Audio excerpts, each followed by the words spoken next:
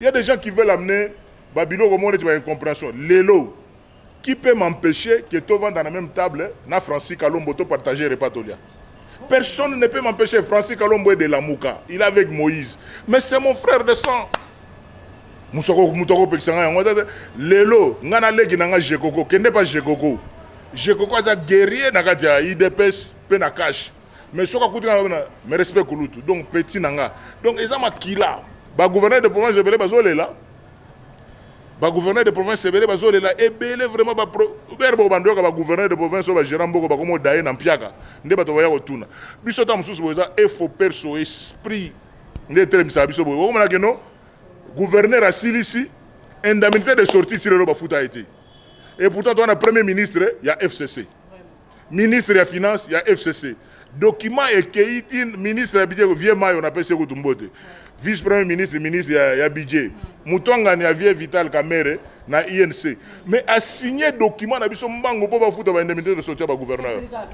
FCC, ministre de la FCC, il y a finance, à Calais, c'est le. À Calais. Premier ministre, mais abilo ko bobatwa lo baté. Ngai tant que vérité ko sala. Na ko lobaga vérité parce que vérité ko tika la vérité. Au moins différence na ngana bat mususu. Te to lo baté, j'étais ngati. Oui, bien quand ça gouverneur ngoka sa tata mo mogote. Ki na vendre na zo raisonner ka ngoka sa za wapi. Bon to sonner mamni. Bona kaka sa yo ngoko. Ya branamiste. Amela masangate. Akota la boîte. Allez, Gouv, je le salue en partage. C'est mon frère, Batika Biloko. Je n'ai pas le temps. Au moins, il y a Denis Kamba. Je n'ai pas tenté. Il y en a vendu bon à bouler moutou. Non. Je n'ai évité. Pas tout le monde qui m'a collé, pas camarade d'angate. Vraiment. On a cité, maman. Vraiment.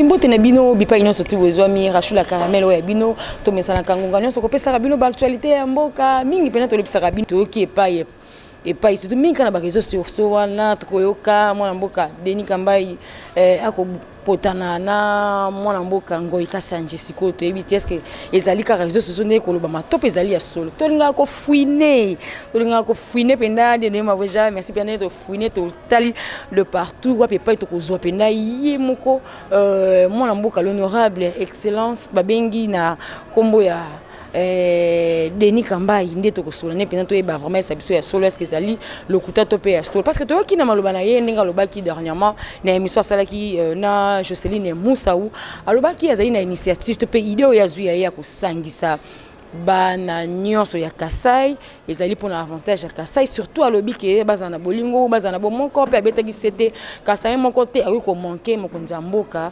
respect mais to kamwe to yeki lisusu akopotana na ndeko na ye muluba ngo ekasa nzali muluba ye azali muluba mais sikoyo ye moko akoloba na synergie na ya Grand Kasai esengeli na bango bazana bolingo bazala soudé bon kopotana wana ezali kaka koloba réseaux sociaux to bezali ya lokuta to bezali ya solo to découvrir yango ensemble merci na bino na bi ke boza vraiment ebelé na Djobourg, na Cape Town, donc Afrique du Sud, Mobimba, Boza Ebele, na France, Boza Ebele, Roger le combattant, Roger ML, mon grand frère propre, États-Unis, Boza vraiment Ebele, Bozela. Et nous sommes l'autre Solango, na Denis Kambai, Mbote Nayo. Mbote, maman journaliste. Bonne santé, malgré que le coronavirus, tout qui n'a pas résultat, malamo, guéri, les Ebele. Santé, regardez vous-même, Nemo Lumbalo, Kojazaï Goloba, et par la grâce de Dieu.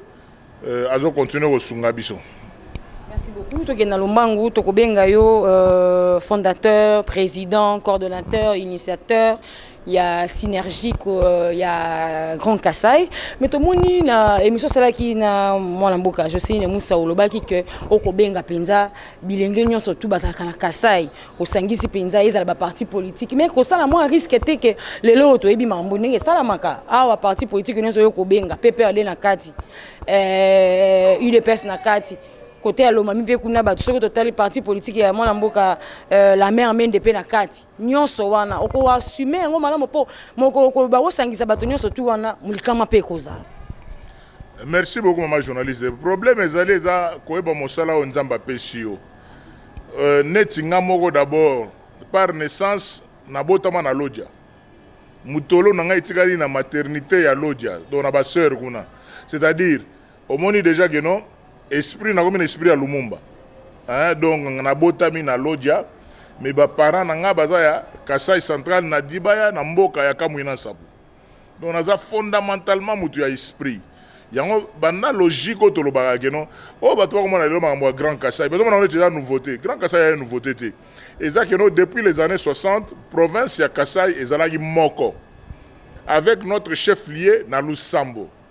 Vous doit comprendre lelo Lusambo est chef-lieu ya Sankuru mais lokola nga naza mutu ya logique ya ba recherche tozonga na identité oyo wana soko monete na yoka na mingi na noko na nga kulutu na nga ne mwana semi c'est parce que ne mwana semi nous sommes de la même école ya kolobaka non tolandaka mambo ba division oyo te ya mundele asala ba découpage na volonté na ye tala même ba découpage à 26 provinces to sto nimi constitution na référendum c'est juste pour le développement mais to ça ba tout moko ya on a continué kolobaka non problème ko se poser en dépit des appartenances politiques mais nous sommes tous du même espace moko autorobenga Grand Kasai.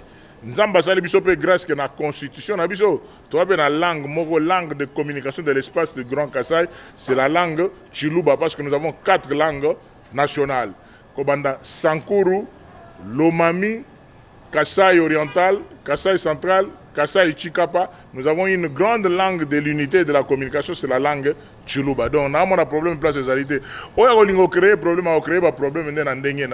Mais la vérité, c'est quoi? Nous avons le même problème. Mais problème, le problème est dans la mitu à Batou. Problème, déjà, PPRD, UDPS, ils ont passé. Je porte-parole à PPRDT, je porte-parole à IDPS. Grand Kasai, maman, qu'est-ce que moi je vais avoir? Moi, je suis sénateur. Il y a PPRD, élu na Kasai central. Mais ma Kambouya Grand Kasai est allé PPRDT, tali IDPS, tali ba parti politique. Lelo, au niveau de au monde de IDPS, Bikolo tout est en 4. Ce qu'on a PPRD, Bikolo tout est en 4. Mais on a un tali bongote. Que le fils et fille du Grand Kasai, c'est la politique, na parti politique ou yalingi. Mais au étali intérêt à Kasai, il y a un toko zonga na chinkunku sanga bilembi, toko zonga na famille ou yabiso. Na pesa toujours exemple mingi tant on a lobaka yango. Il est arrivé un moment na ebandement ba démocratie oyo. Directeur de cabinet ya papa Etienne Tshisekedi, Albert Moleka. Albert Moleka, c'est le grand frère propre à Wivin Moleka. On doit comprendre, de la même famille, Albert Moleka na IDPS, bras droit à papa Etienne Tshisekedi, mais Wivin Moleka na PPRD, Pembena, Joseph Kabila. C'est pour dire quoi? Tokoki ko appartenir à un parti politique au Tolingi, mais nous avons une communauté. Et ça, le rôle, on a ban, on appelle ça, par exemple, Oyanga Mogo. Grand frère nanga o akufaki azaki mutu ya Daring azo kumisa Daring Iman à l'époque en plus azo kumisa papa Wemba donc fanatique ya viva la musique a ondimate yoka siko le contraire pas nanga nga fanatique ya Stukas donc na lingali tabembo na ndenge moko on comprendre nga fanatique ya Lita Bembo mais fanatique pe ya 20 club mais ça ne nous divise en rien que ertokozonga na ndako nous mangeons ensemble mais mutomto na couleur na e na comprendre ka biloko na te. Il y a des gens qui veulent amener Babilo comme on est une incompréhension. Lélo, qui peut m'empêcher que tout vend dans la même table, na Francis Kalombo to partager repas tolia. Personne ne peut m'empêcher. Francis Kalombo est de la Mouka. Il est avec Moïse. Mais c'est mon frère de sang. Moutoko Pexanga. Lélo, ngana legi nanga Jekoko. Kende pas Jekoko. Jekoko a guerrier na katia IDPS pe na cash. Mais ce qu'on a mais respect kulutu donc petit nanga donc ils ont makila baza bandeko nanga na peu exemple moi facile pour comprendre Jekoko na cash Francis Kalombo na Lamuka Denis Kambai na FCC ertoko kutana to beti chabwala to bomini le côté c'est vraiment idée moka motu ya penza on t'en félicite on croit aujourd'hui que pour olobana mutu il faut donc na vandaka na lia kana bato PPRD FCC et ça n'a sens d'être muké. Donc moi j'ai ma famille partout, nana bandeko nanga na cash, nana bandeko nanga na Lamuka, nana bandeko nanga na FCC. avantage na yo penza makati. Merci penda po bato mingi penda ba féliciter que surtout na ba réseaux sociaux ba commentaire ebele ba sengaki mingi kaka merci mon frère tout ça et tout en tout cas ba boka ko ba fleur ebele lelo oyo na actualité ya mboka to moni bongo ba au magistrat ya cour de cassation puis conseil d'état ba ko prester mais ya mutu ya penza to bito telema poto tout na yo ngo ezali ko mona lokola premier président ya cour de cassation Ali Moluba moi et mon oh Kambai. Oh, c'est pas possible. Maman, n'a pas été que mituna yangwana. Mais président Banzawa Otobima, akatangete. Notre autorité morale, le président Joseph Kabila, n'est pas katangé. Vous comprenez que c'est des faux problèmes. Cela a existé, ça existait et ça n'a une nouveauté.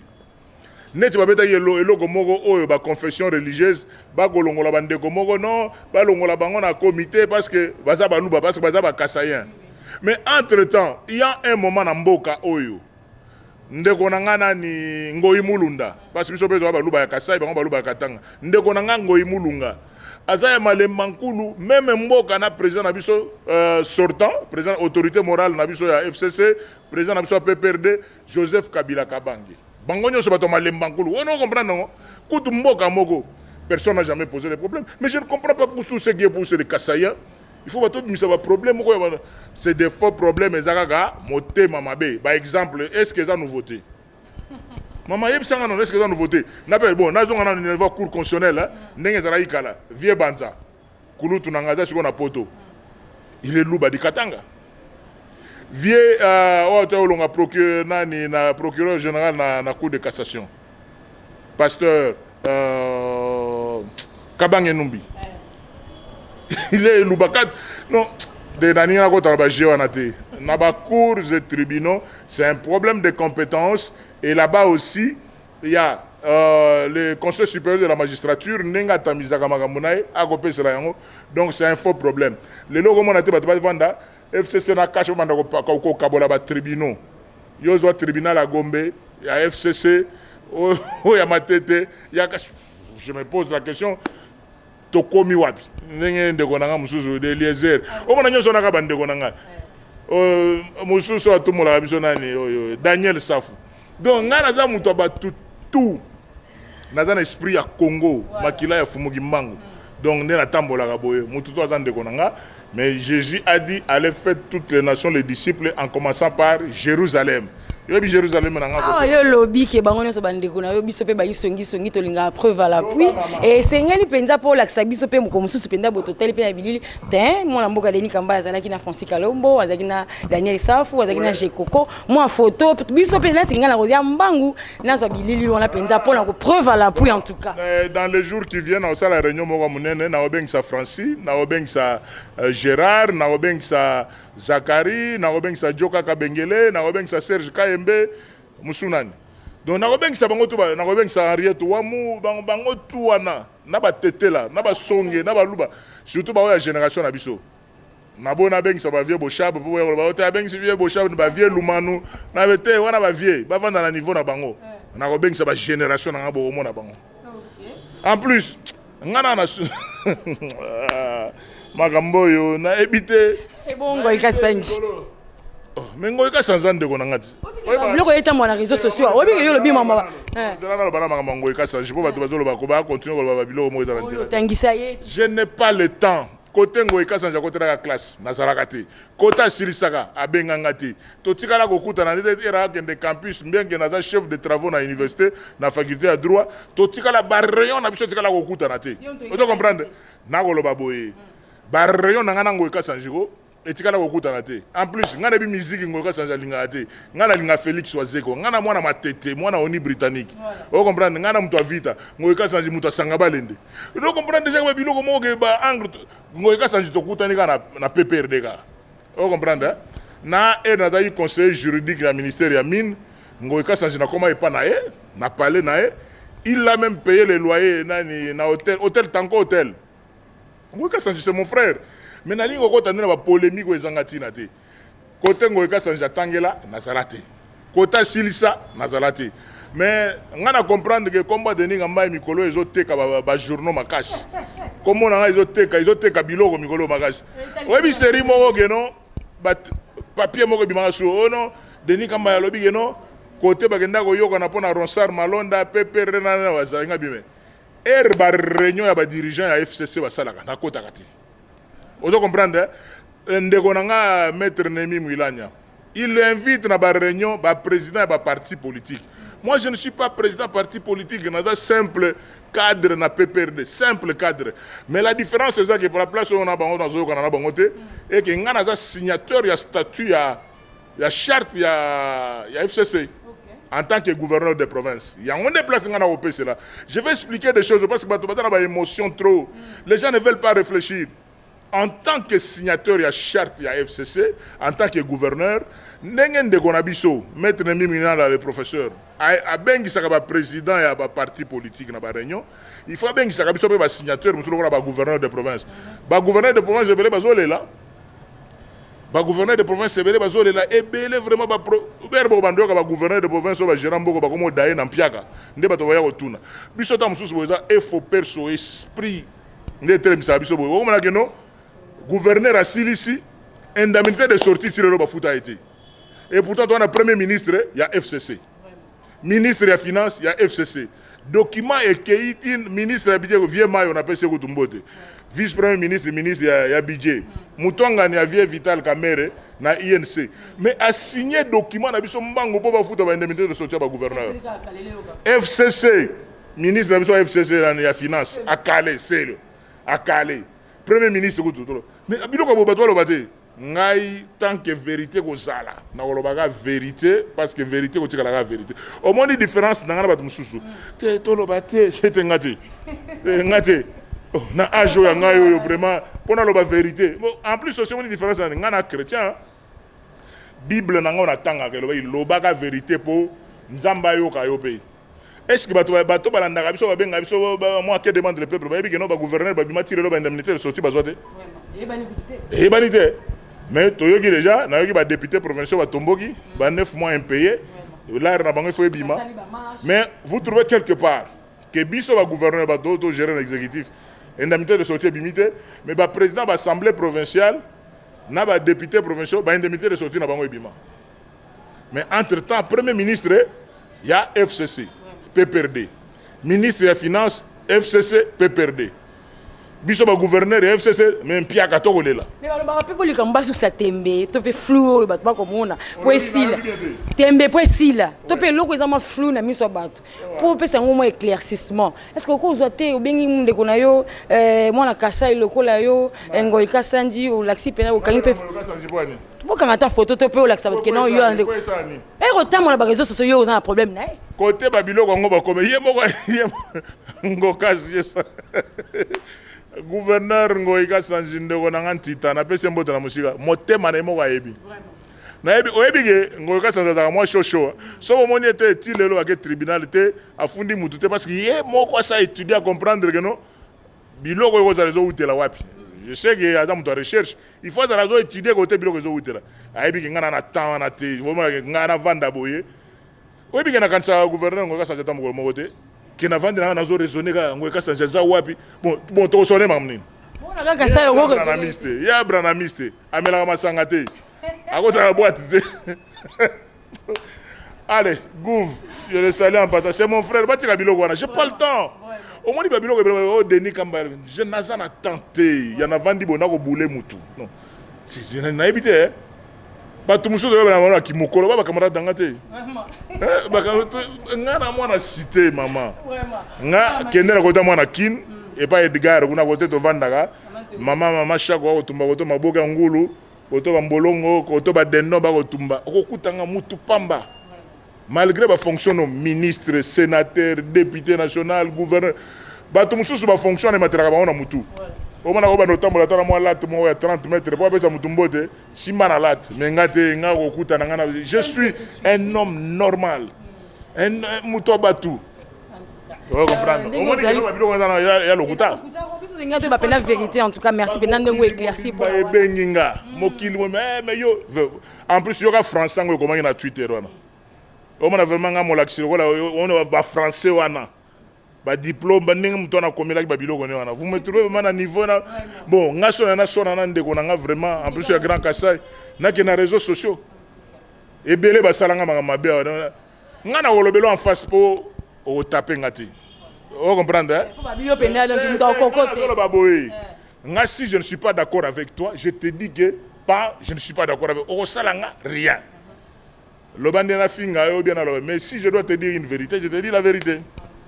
Ah, otokotuna na sepeli penda na motuna nazali na souci makasi vraiment en tout cas salinga bien makasi po ndeko na yo ko bunda bolingo ezala na kati ya Kasai bongo siko ezala su likambo penza entre bino ezala malamu mingi te na bato batongaka nga na yebi bato na bato bavandaka batata mibimba ba responsable sala ni ta batongaka na sepelaka nango mais soko oza na vie batongaka te oza te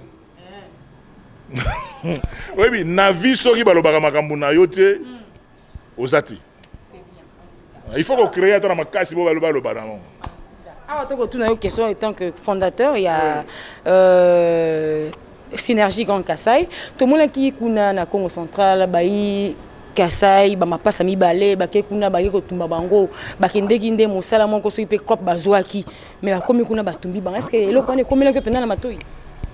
Natanya wana ba réseaux sociaux. Yango moni na convoqué réunion ya Grand Kasai, au moni boyo ko kuta biso na réunion awa. Donc ils ont des pona to solo la makambo na toyoka makambo eleki na bakasumbalesa, makambo eleki na baba Congo, makambo eleki par-ci par-là.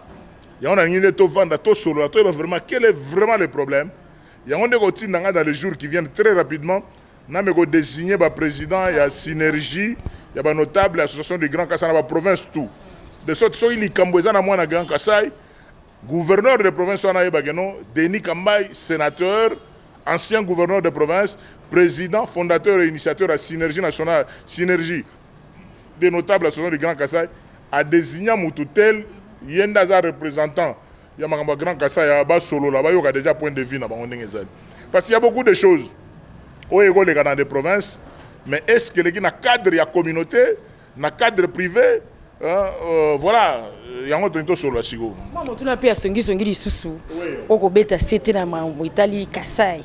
Mais toi comment on appelle la première ceinture na yo apparemment baluba bazate hein. Te menga na Kasai kinois te. Ozo na livrer au secret mon et le sala qui est vraiment na lata ma Grand Kasai c'est parce que na mona bande ko na ngai bele bataki ba kinois mais complexé. O comprendre que non mulu balinga lo ba swahili po azo kana chilu ba soni. On a moulu balinga lo ba kikongo da no azolo ba ne ba siko na moni on ba boulou na développer d'abord un je pèse 146 kilos 2 na 2 mètres de na mama sanuto na vie na sali on ba fonction tout na sali on siko na la complexe ndenge ni pona bimisa kasayen yango nga si fala yo na tambola ta na car mo na komana likolo na Grand Kasai avec panneau munene pour ngayo pour ça pour identifier nga vous comprenez donc maman. Donc, il y a des talibans. Espace Grand Kasai, ils ont été colobagés to boy ba mususu.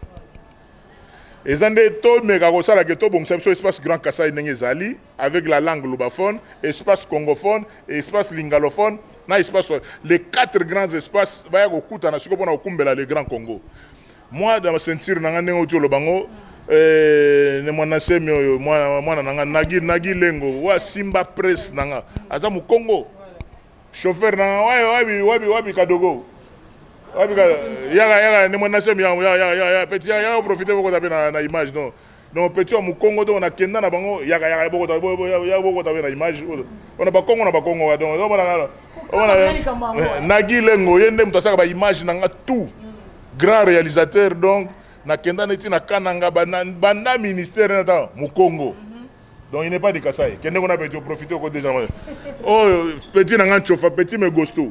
Chauffeur nanga kendati ba Angola ko kumba bakaro. Olanda taille na grand chauffeur bena petit star. On a pas souki na star. Mukongo be juzu. Yo mukongo côté ni yo. Ye muyombe yo côté ni. Ye munyanga yo oh muyombe oh munyanga donc sécurité na ko mungala. Ah grand maître ya sécurité nanga nazana mungala maître city train. Na lokambasi bolite vieux Edi Koutou boyebi très bien autour na grand maître ya koto o ba vieux nanga oni o ba mona makambo ndenge ezalaka maître cité très nyamazulu tramonyoma na munagera donc ndenge zo mona bango donc ceinture mokonzi donc naza lobala yoka expliquer yoka détail naza lobala donc pour la situation bien mboka moko na etoko la localité mona etoko donc biso ba bingi bano la frontière RCA RDC. Ozo comprendre. Mais si go bato batambusaka komba deninga ma tribalisme on a muto komi na Twitter na c'est dit tribalisme bon a une signification tribalisme et en plus aussi muto soka za président Grand Kassai akoki kozala tribaliste parce que na Grand Kassai batete la bazali. Quand on parle de tribu, ça veut dire que non na notre président ka batete là. Non, ngana za président batete là. Président ba Songe, président ya Bakuba, président ya Bachilele. Président ya Tutu a net inspecteur Guy Kwete donc non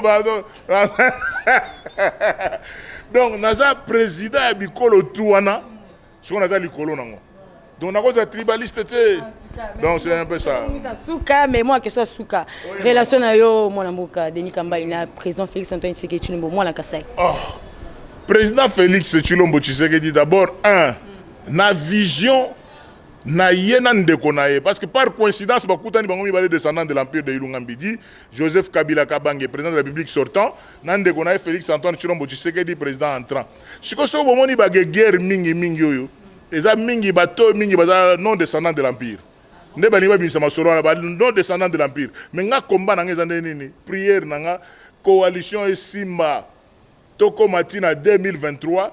Après, tout on a toujours autour d'une table de définir neni to représenter candidat unique pour la coalition pour 2023 tina suka. Bilungana obeta bango biloko avant. Pour batu bana bazo imana cessé. Pour les lotos à l'aise. Il faut to sur la bien tina 2023 bloc. Et to comme en 2023 to stopper, to raisonner sur le neni masolo. So to continuer autour d'une table to solo la ga. Président Félix Tshilombo Tshisekedi Mokonzi Akash, biso na kata FCC na Akash. Mais mpangi na munu. On doit comprendre la différence. C'est-à-dire que non, le logo c'est un président de la République originaire de telle place, même s'il a un mandat national, na moni place na fotata iloko mokoti. Donc les andengona na zara boyego na betaka masologa directement tout en étant très à l'aise. J'étais ministre des Sports dans un gouvernement où IDPS bazali kutu na kadité. Mais j'avais fait une interview na bureau nanga devant Ndeko Eliezer na Ndeko Flavien. Si on devait parler de l'opposition, il n'y avait qu'un seul opposant. Papa Etienne Tshisekedi Wamulumba. Pour le reste, à part hier, le reste tout débrouillé parce que tu es bani bien.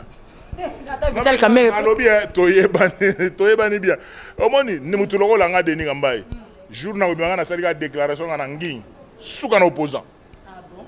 Vous comprenez? Pour naïbi politique, naïbi ba politique congolais comment il se comporte. Donc ba ebele le ba comment ba opposant pour des problèmes personnels. Ne pas par rapport à idéologie et tout ça ainsi de suite. Vous comprenez?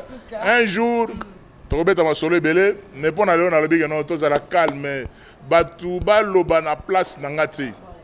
Ebele ma solo to beta vous comprendre que ebele ba to ko se na ba réseaux sociaux. Merci Maman Chago. La sepeli makas, mais tu l'as silité. Vendredi na retourne à Moussoussou. Merci de comme na Souka, merci na Guy, merci na Dieudonné Maweja, merci na Justine Moussaou, merci na bana nyosto ya mboka, merci na bino tubo libanda, balobi mwana mboka Denis Kamba lobi yebo benga bino taliban donc yandimi na ye. Awanga ni na ete. Na otika na ndefu mikolo na o mene batozo nga na ma taliban résistant. Je suis fier de l'être mandefu. Na linga na kata mandefu. Mais si vous avez des talibans, vous avez vraiment beaucoup de Denis Kamba taliban. Donc, on a vraiment soukana taliban. Résistant. Parce que vous comprenez que les talibans sont résistants. Mandef, donc on a dit que Mikolo vraiment. Si vous avez moi dans mobile, au moins papa nanda quoi dans mandef tout n'a pas moi ba question belé. Donc, message à Mikolo, papa botika mandef. En tout cas, t'es comme la souka mandeko. Merci, vous êtes toujours connecté, branché. À plus tard.